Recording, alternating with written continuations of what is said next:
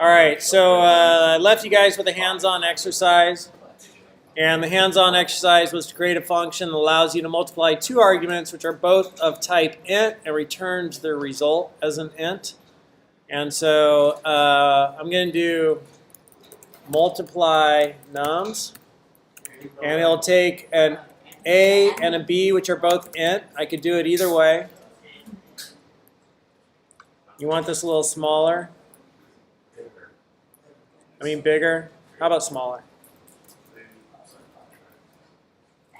Better? And so I don't need this anymore because this is just comments. I don't need that anymore. And I don't need those because those are in the notes. So multiply ints takes an a and any identifier. They're both of type int. I could do it either way. I'm going to do it like that. Return a times b, and then I could use that, multiply nums, like that. So G will multiply, let's do 3 and 12 because I could actually do that math in my head and then run it. 36. So that's the first one. And the next one was hands-on. So let me put in the answer there. Share that. And I have to make this wider to get it. There we go. Copy it. And shift. That's it. And the next one, create a function that takes a string as an argument and then returns a string which does this. So I'm just going to copy that line and then come here. And so func greeting, and takes a string and it returns a string. And then I'm just going to return that, and the variable is s. So again, concise and evocative. S for string, as short as you could get it, but it's close to where it's being used, so it's easy to see, right? I am saying that, and the scope of this is only right here inside this function. That's the scope of s. That's it. So if I wanted to, I could also use s here. Those are two different variables because this one only lives from there to here. This one only lives from here to there, so they don't know about each other, so to speak. But I'll just leave it as txt, maybe, whatever. Txt. And then here, this one is greeting, and I have that copied. Well, I'm going to call greeting. I have something else copied. I have it right there. I already copied it. And I pass in a string. McLeod. And now run it, see if I messed anything up. Hello, McLeod. Pretty cool. How many people got both those? Show hands. Okay, so I'll just copy this. Because it's statically typed, and that's why you are declaring what the result is from the return of your function, correct? That's something I'm not accustomed to, is because JavaScript is like so loose. I get that whatever. So you are identifying from this function, I'm only going to be getting back a string. If any error or if any number comes back out of that, if it was an error, etc. Yeah. Okay. Yeah. That one confused me at first. I didn't understand why my integer wasn't getting passed back, and it's going to copy your function just by putting int. I know what it's doing. Yeah. You need to specify the type of the value which gets returned. Okay. When you initialize a variable, you don't have to tell it what type it's going to be able to kind of figure it out. But it will figure it out in the simplest way. So if you type in an integer and you want a decimal, even though you're only doing 12, you type 12.0, or you specifically say floats or whatever. Is that correct? So when I use var, I could just say var x equals 7 or 7.2, and it'll figure it out.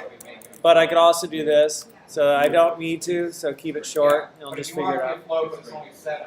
So you can type 7.0, or you can say float 32 equals 7. Yeah, you can say int 32 or int 64, just int. Well, I'm saying if you don't want it. It'll automatically make it int if you just type 7. Yeah. But if you don't want it to be int, then you have to tell it what it's going to be. All right, so Bob's question is like, let's take a look at that. And funct. And there's a special, if we go to godoc/format, and we look at the library, we have a printf. So print line we both looked at, and there's printf, which has a different parameters, okay? And this will take a format string and then a ... interface. So the empty interface, every type in Go implements the empty interface. The empty interface has no methods. We'll learn about that. And every type has at least no methods. So everything implements the empty interface. So you can kind of use that as a generic catch-all for any value. And that illustrates polymorphism, because I could pass in an int here, or I could pass in a string or a bool, and it'll print that. So I'm passing in different types to the same function. So poly, many, morphism, changing. This function changes how it behaves depending upon what's passed into it, what type is passed into it. And so here it takes, just like these, any type, and ... means an unlimited number. So it's a variadic parameter. And a variadic parameter is a varying parameter. Let me just close this. A varying parameter. And so if we look at the language spec, Golang spec, and we can look up variadic, and the final incoming parameter in a function signature may have a type prefixed with ... A function with such a parameter is called variadic. It may be invoked with 0 or more arguments for that parameter. So this is a variadic parameter. It takes 0 or more arguments. Notice the distinction and the precision that they're using in the language spec between parameter. It takes in, with such a parameter, is called variadic, may be invoked with 0 or more arguments. So parameter versus arguments, what function's declared with, and what it receives when it's called. Notice the precision of the language. And so this takes in 0 or more any type. So that's what that means at ... And here's just a generic identifier, right? Our argument that got passed in. And printf takes in a format string. What's a format string?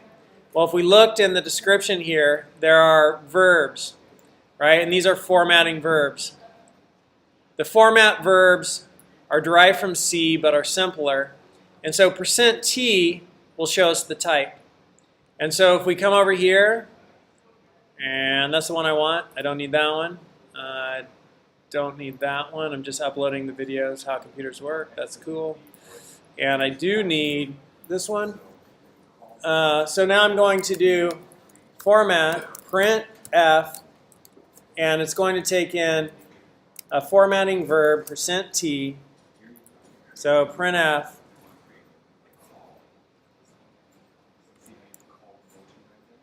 takes in a formatting string, a formatting verb, and then unlimited number of variables of any type. Returns an int and an array. I'm not dealing with either of those returns right now. And so then I'm going to pass in the variable x. And so if I format this and then run it, it's a float 64. Because I said you're a float 64. If I didn't have that, it's an int. If I did this, it's int32. If I did this, I don't know what's going to happen. That's int32, right? Huh? Why isn't it printing X? Because this is the argument that gets passed to that. Oh. And then then that formats it. It's just the way it works. If I wanted to then print X, I could do % and come over here and %v, the value in default format. And when you look at what that means, the default format for %v is all of this. right? So it's either %d for those or whatever, %s for string. So I could then, if I wanted to print that, go %v, and then just pass in another. If I didn't pass in another one, it's going to say missing for %v, right? But if I then have another argument to match that, this is just format printing with formatting verbs. %v was 7, right? Well, you got room now. How come it didn't? Because rune is an alias for int32, so really it's an int32.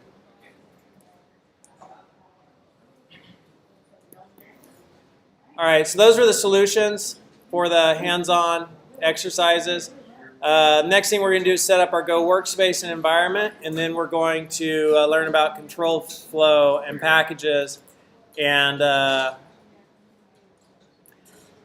but before that, we'll learn getting the training code from GitHub and setting up your environment. To do that, we have to learn learning terminal basics.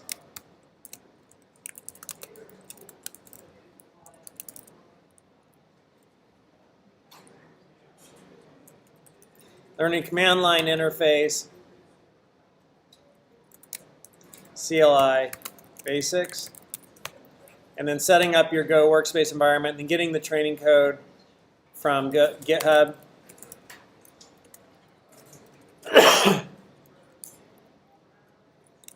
And we'll call this Go commands. Go commands, and then we'll do, I guess, Go commands, go get. So that's kind of what we'll do next.